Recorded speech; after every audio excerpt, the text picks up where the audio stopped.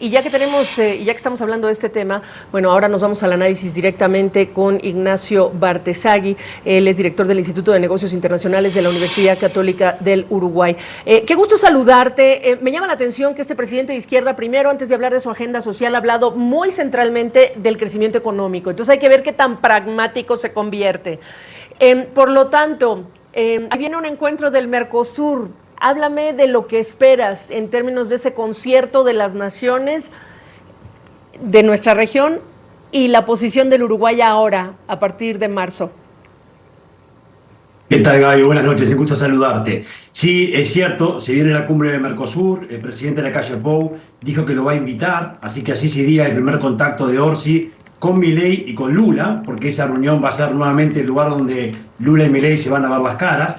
Y es razonable pensar, Gaby, que Orsi va a tener un mayor acercamiento con Lula que con Milei, si bien hoy hizo declaraciones muy pragmáticas de que tiene que llevarse bien con Argentina. Pero una Argentina, un Milei que va a tener un claro acercamiento y afinidad con Trump y una agenda que no comparte Lula y que no comparte el Frente Amplio, uno supone que si bien puede sostener cierto pragmatismo con Argentina, se va a ver tentado Orsi de irse un poquito más al lado político de Lula, ¿verdad? ¿Qué significa eso entonces? Por ejemplo, en su alianza comercial con Argentina o incluso en el tema del acuerdo comercial Mercosur-Unión Europea, que el presidente Lacalle Pou ha dicho, ¿saben qué, señores? Si nosotros no nos podemos poner de acuerdo, nosotros vamos a negociar nuestro propio acuerdo comercial. Exacto, tiene implicancias en eso, fundamentalmente en la flexibilización del Mercosur. Alguna vez hemos conversado sobre eso, Gaby. Quiere decir de la posibilidad de negociar acuerdos bilaterales. Esto se planteó con China, se planteó también con la Unión Europea si se vuelve a fracasar, que ahora en Montevideo se esperan algunos resultados, pero es bastante difícil por el veto francés, y ya no solo francés, el de Polonia, etcétera. Entonces lo que se prevé sí es un Orsi más mercosuriano, un Orsi más alineado a la política de Lula, por tanto menos interesado en flexibilizar el Mercosur y en apostar a los acuerdos bilaterales. El ministro de Economía designado ya ha dicho que no va a seguir ese camino con China, por ejemplo, que era una de las grandes apuestas de Uruguay, y hay que ver qué pasa también con Milei y su acercamiento con Estados Unidos. Pero Orsi en todo ese tipo de movimientos estará un poco incómodo, porque lo que se espera es un alineamiento bastante automático a los intereses de Lula, que va a tener el interés siempre de mantener el Mercosur unido. Y fíjate que él dejó abierta la posibilidad a una, digamos, relación cordial con Javier Milei cuando dijo hace unas horas que tener afinidad ideológica con el presidente vecino no necesariamente conduce a mejores relaciones, como diciendo, podemos pensar distinto, pero quizá podemos coincidir en algunos aspectos. ¿Qué te preocupa a ti en particular? Y me preocupa fundamentalmente esta relación tan fuerte que se va a dar con Milei y Trump, que no es solo Milei Trump, es Elon Musk, es Marco Rubio. Entonces, en ese sentido, yo creo que Lula no va a estar cómodo con ese liderazgo que pretende tener Milei con la primera potencia a nivel mundial, Gaby. Y eso va a provocar, digamos, una política de Lula algo alejada al Mercosur y va a buscar aliados, obviamente, en Orsi, que tiene afinidad política. Entonces, quizás es por eso que, si bien Orsi plantea cierto pragmatismo, no creo que cambie, por ejemplo, su visión sobre la importancia del acuerdo con la Unión Europea, puede verse tentado en algún momento en, bueno, seguir un poco más la línea de Lula, que naturalmente es el aliado de la izquierda en Uruguay, ¿no?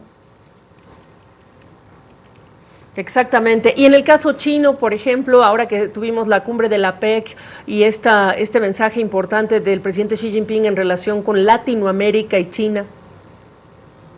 China ha sido una política de Estado para Uruguay, y todos los gobiernos, de todos los perfiles políticos han puesto en el centro a China. Creo que el gobierno de Yamandu Orsi va a seguir teniendo a China en el centro, pero tenemos esa pequeña duda del ministro de Economía designado, Odone, un economista muy liberal, pero que extrañamente ha criticado los esfuerzos del gobierno uruguayo por acercarse a China. Entonces no sabemos si realmente se va a seguir la continuidad de esa política. Yo imagino que al final sí, porque, Gaby, ir en contra de China, ir en contra de la apertura o no seguir adelante el proceso que inició este gobierno con el CPTPP sería al final tirarse un tiro en el pie. Si realmente Yamandu Orsi quiere cambios importantes en la economía. Por supuesto que la apertura comercial tiene que tener continuidad.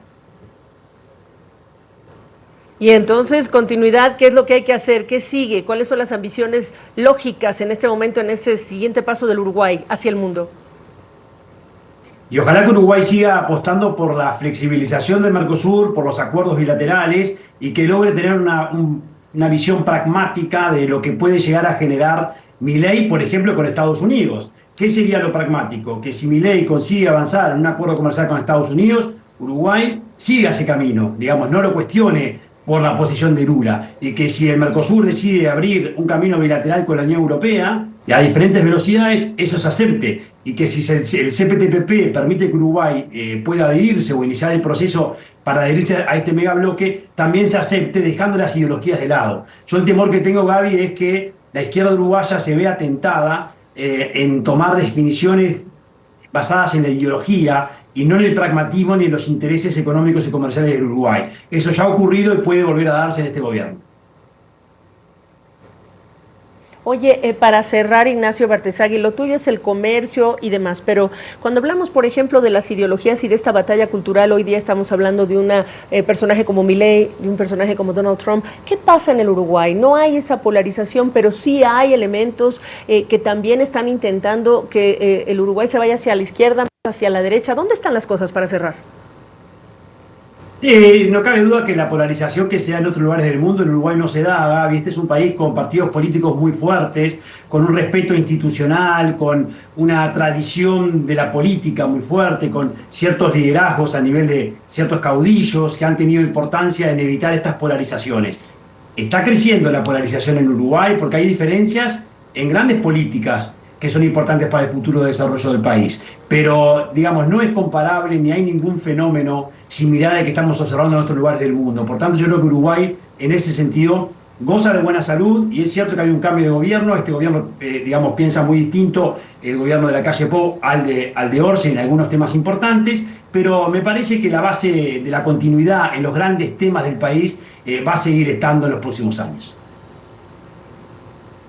Bueno, pues seguimos entonces atentos. Te agradezco este análisis. Muy buenas noches, gusto saludarte, Ignacio. Con todo gusto, un abrazo.